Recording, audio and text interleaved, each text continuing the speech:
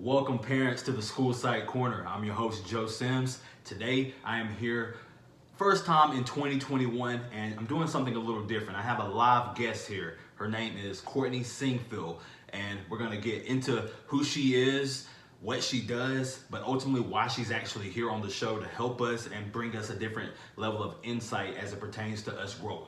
So without further ado, Courtney Olivia. Thank you so much for having me on here. Really excited. Awesome. So tell the audience a little bit about who you are. Okay, so I am a mother, a wife, an artist. Probably in that order, slash maybe a little bit twisted around every now and then. But I do have an 8-month-old. I do have a husband, and I am a full-time artist. So I call myself a stay-at-home mom artist. Okay. So stay-at-home mom artist, that's a new term that you're coining up. But as it relates to your 8-month-old, all right, the reason I have you on here is because I talk to parents. The School Psych Corner is all about giving parents insight as it relates to the things that I see as a school psychologist. And naturally, me talking about children, they have parents. And so a lot of the information and the things that I coach with my parents in Confident Parent Coaching Program, we talk about what it takes to embrace the grind. Sure. That's actually the name of my company. And so when you embrace the grind, you do what needs to be done so that you can have what you want. And by having you on here, knowing that you have your business that you're all in on, that you're a mother, that you're a wife, these are things that, you know, naturally someone may say, oh, it can be easy, it can be hard, but we each make our own route and it's based on how we view things. And so with that being said, you have all of these different roles. Which role would you find the most fascinating? Probably the most fascinating, it would have to be between, honestly, if I had to choose, I would probably say being a mother is the most fascinating. Just because it's the first baby. I did not have like a lot of experience previously when it comes to just very small children. I did work as an art teacher where I worked with students doing like ages 2 and up all the way up to 5th grade. But you know, just with this tiny baby, you bring them home from the hospital and you're just kind of looking at them and they're just screaming, and everybody says it's so simple, you know, change them, you know, feed them, make sure like they're breathing, all of those simple things. But at the same time, like first time parents, it's hard. So I just want to be real about that. I think you can always cozy it up and make it look cute as you want to, but honestly, it's just hard. So it's fascinating to just watch her grow and watch all of the progress that she's made thus far. Awesome.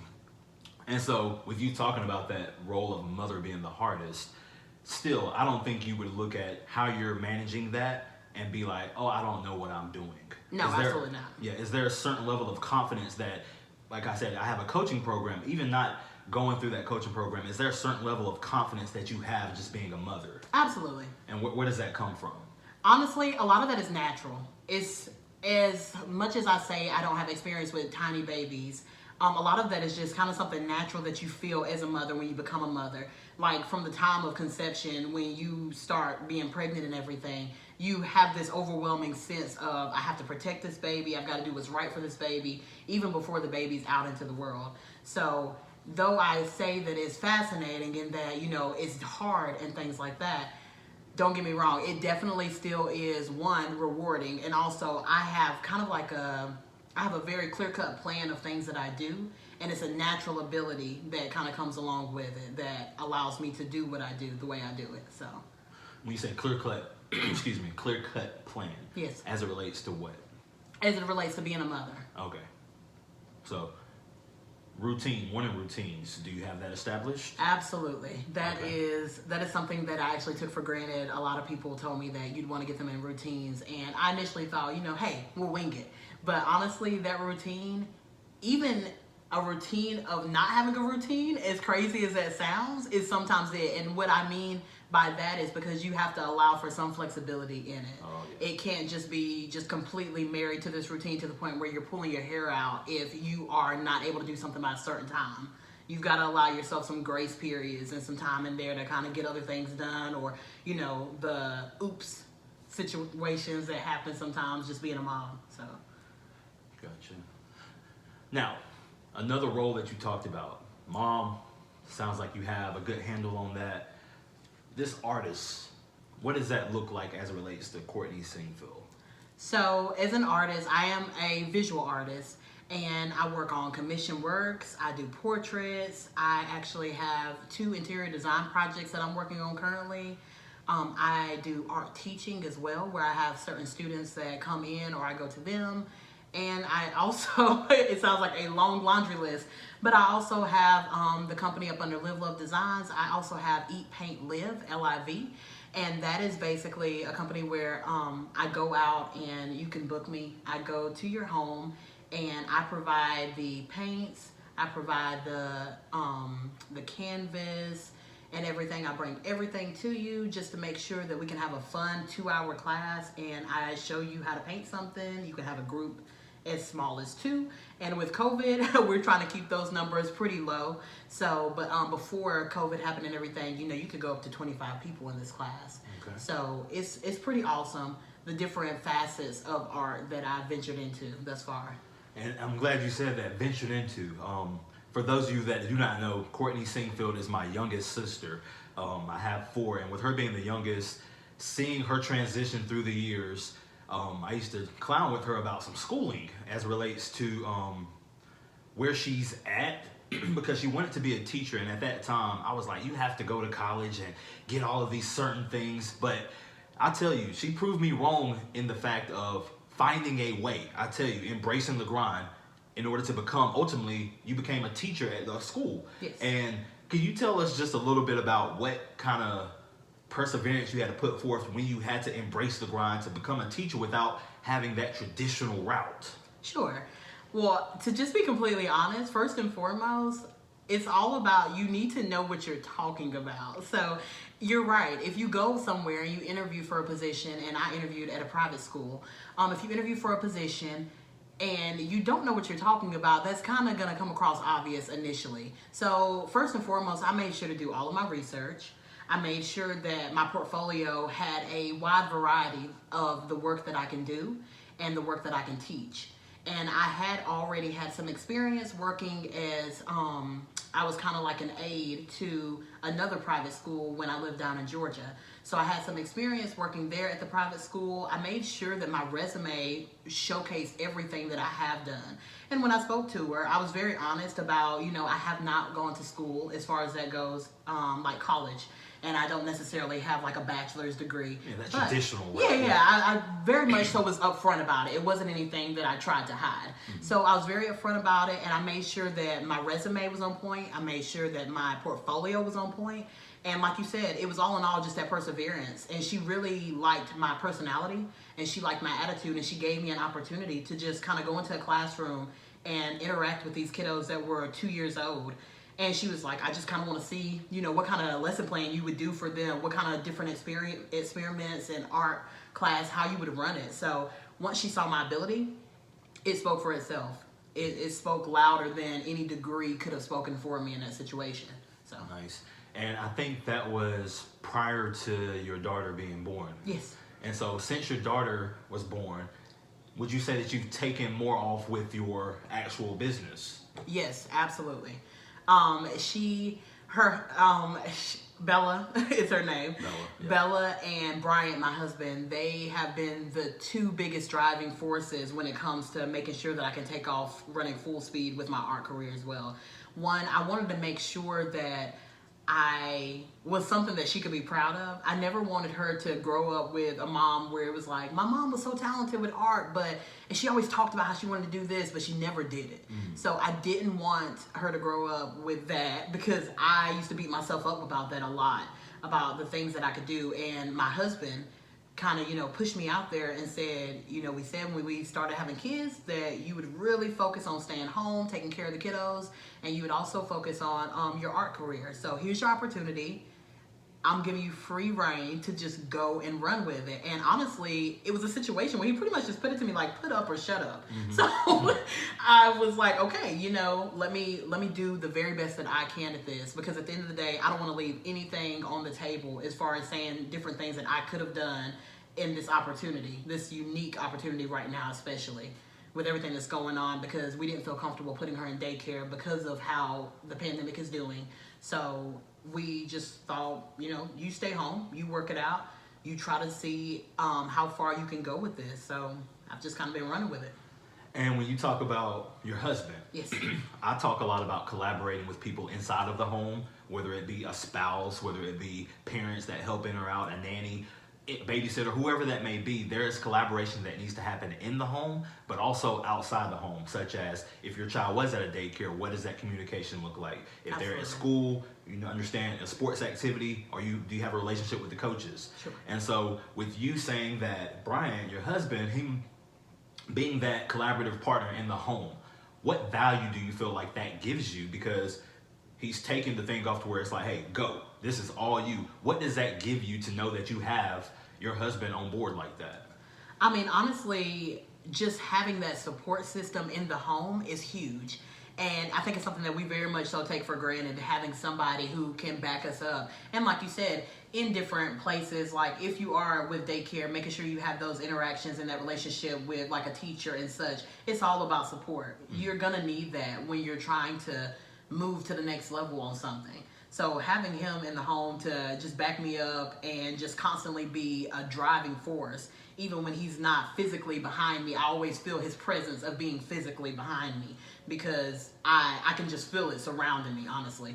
And just for him to have that belief in me is really, really important to me. So Nice. It's something I really appreciate. Okay, so we know a little bit about Courtney, the mom, a little bit about Courtney, the artist. Yes. And a lot of what I talk to my parents on this podcast about and the show is bridging the two. Okay. All right, we all have our own lives to live, but at the end of the day, you have a child, you're a parent to that child. And when I talk about being a confident parent, yes, I teach certain methods and strategies about how to go to establish that, but that doesn't last always. You have to have these things built inside of you to remain confident, what I call confident, and continue to develop yourself. So with that being said, looking at the artist, but also the mother, all right? They're the same person, Courtney, but how do you view the artist to build and support who you are as a mother? Honestly, I have to keep in mind that at the end of the day, I want to make sure that honestly, I have a plan. It's a couple years out. It's how I've set the goal. A wise person told me that a 3-year out plan is a pretty sweet spot. So it's just far enough to where you have to make sure that you're still working towards it actively, but it's not so close that you feel like, oh, I couldn't get it done. So, I have some plans going out, and that's really important because these are plans that are ultimately for Bella. So I've kind of worked to juggle the two. And please let me know if I'm not answering your question. No, you're right on point so far. Okay. So I'll let you know. Okay. Keep me on track. But I've tried to make sure that I'm able to juggle the two, because ultimately, me being an artist, I can't stop being an artist just to be Bella's mom, because it's very important that I continue this journey that I am on my art career, because I want to build the best possible future for her. And it's not going to be possible if I don't grind on the art side of things. So that's kind of something that I keep in the back of my mind too, when I am kind of feeling tired and I want to just sit around and lay on the couch for hours on end just doing nothing. I'm kind of like, hey, Bella's asleep. It would be great if I could just take like a really long nap right now. But honestly, I could be getting work done on this portrait. I could be setting up a lesson plan for these classes that I'm teaching next week. I need to utilize this time wisely, because being a mom and being an artist, it is a balancing act. And I want to make sure that I utilize my time to the best of my abilities. So. Okay. Well, I do thank you for taking time. Like, it's around the holidays and everything. When this comes out, it will be after the New Year. So thank you for taking time in this busy holiday season, if you will. I'm not sure if you're traveling much, but I know you've been sitting tight because we've seen each other a little bit. Yeah.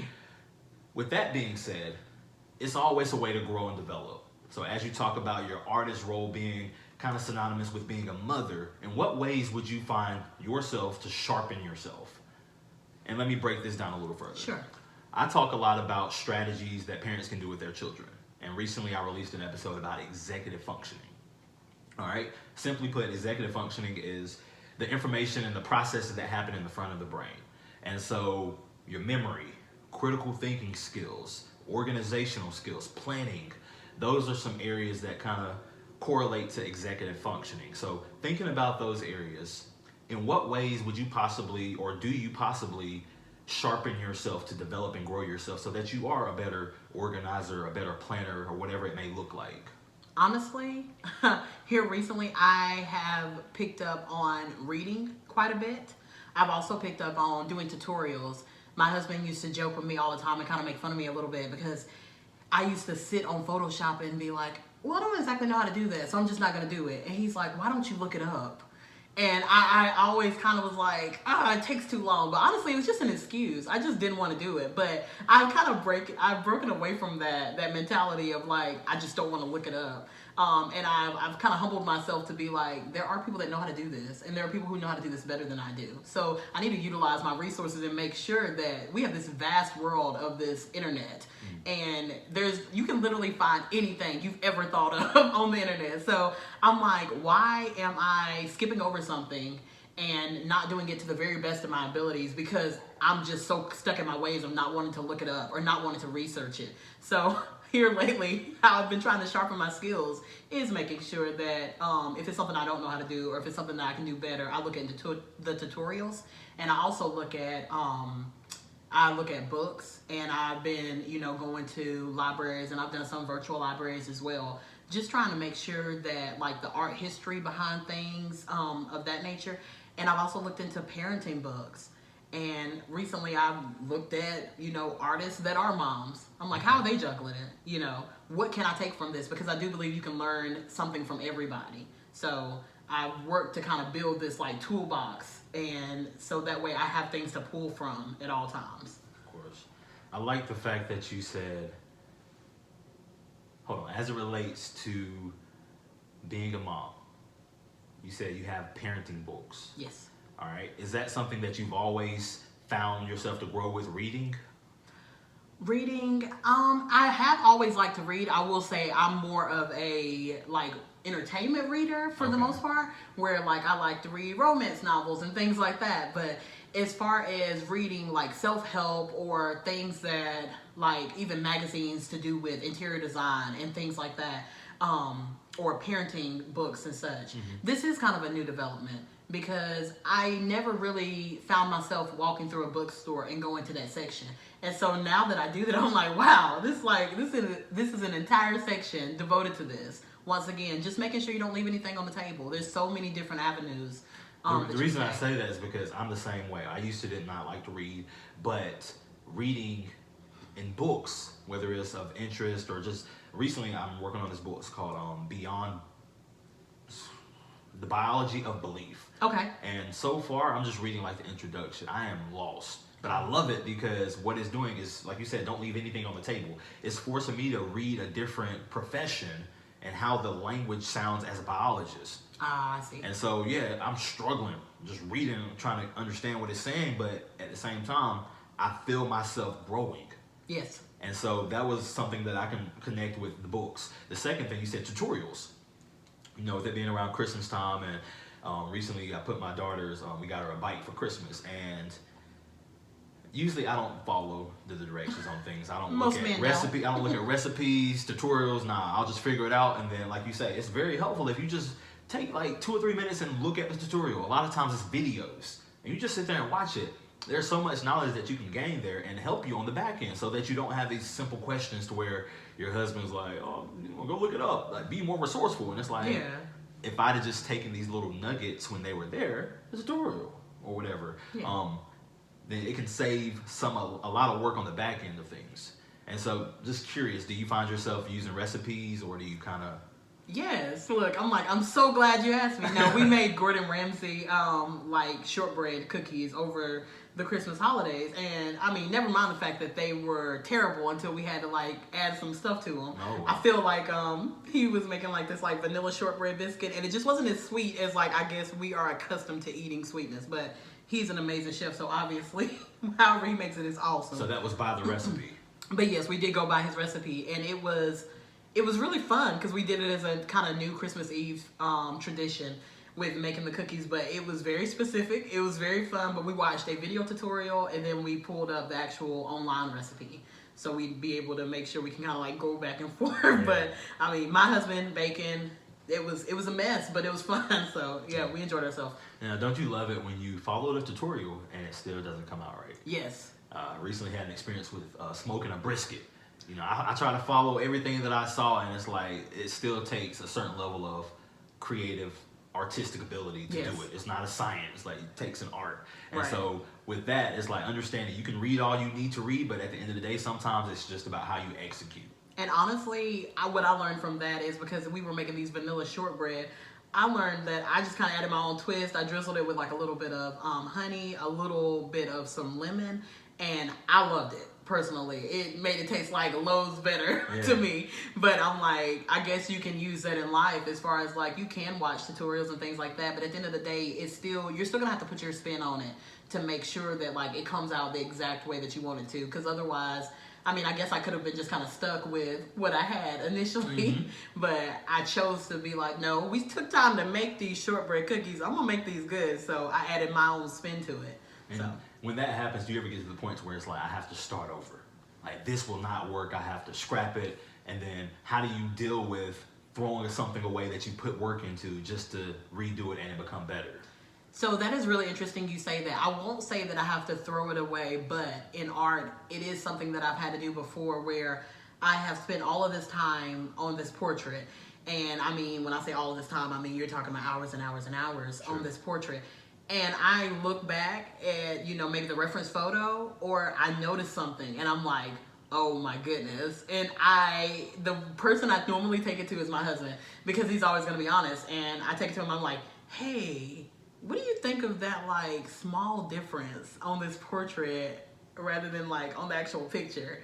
And he's like, you're gonna have to redo it. I'm like, oh. But I'm like, okay, here comes out the white paint. I'm covering up over it. I gotta rework it. And it sounds like you got a process for that. Because it's gonna happen. You're gonna make mistakes.